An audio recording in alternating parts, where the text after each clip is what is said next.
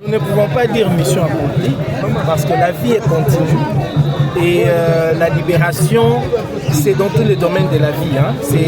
C'est sur le plan politique, sur le plan économique, sur le plan social. Nous ne pouvons pas dire que c'est mission accomplie, mais ce que nous pouvons dire, c'est qu'avec la foi que nous avons en Dieu, nous finirons par vaincre. Nous sommes dans un processus. Et ce processus aujourd'hui, où nous célébrons nos 26 années, se voudrait évolutif. Il y a des choses pour lesquelles nous nous sommes battus au niveau de toutes les phases de notre vie politique. Maintenant, nous avons les regards tournés vers l'avenir parce que nous considérons qu'il y a aussi des points d'attention importants sur les questions sociales de l'heure, mais aussi sur les défis du millénaire. Des questions comme celles relatives au réchauffement climatique, des questions relatives au progrès dans le secteur du numérique sont des questions sur lesquelles nous allons aussi devoir nous plancher, des questions de développement durable, sur lesquelles nous allons devoir nous concentrer aussi, question d'apporter à notre peuple ces saluts qu'il attend toujours. Alors une dernière question, il y a quelques jours vous avez initié une démarche visant à réinstaurer le MLC au sein des universités en RDC.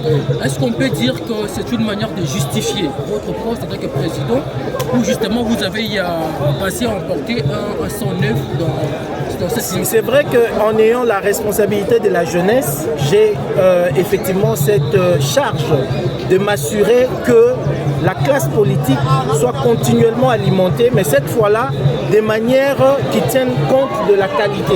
Parce que nous avons beaucoup de cadres dans notre pays, c'est vrai, et leur usine de fabrication, ce sont nos institutions d'enseignement supérieur et nos universités.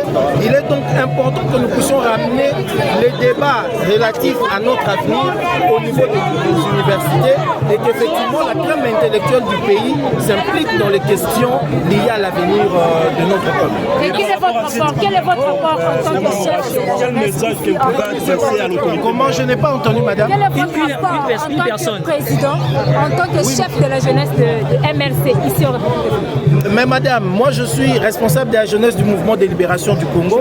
Les combats que nous menons au niveau du parti, c'est le combat que nous menons au niveau de la jeunesse.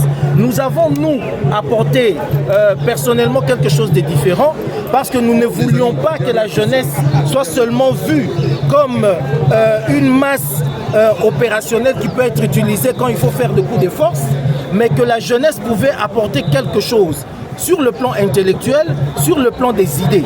C'est pour ça que dans notre style de management de la jeunesse, nous mettons un accent considérable sur la formation, nous mettons un accent considérable sur l'implication de la jeunesse aux politiques d'ordre national.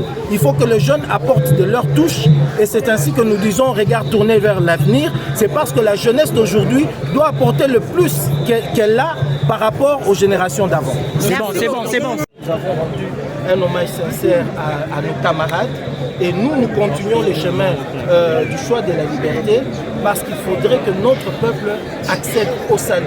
Vous savez que nous avons un pays béni, il faut que notre peuple ressente cette bénédiction.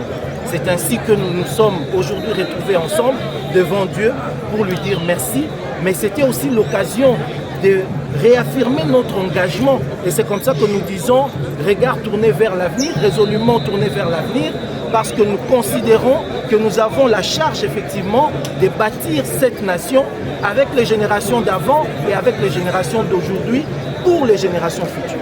Merci.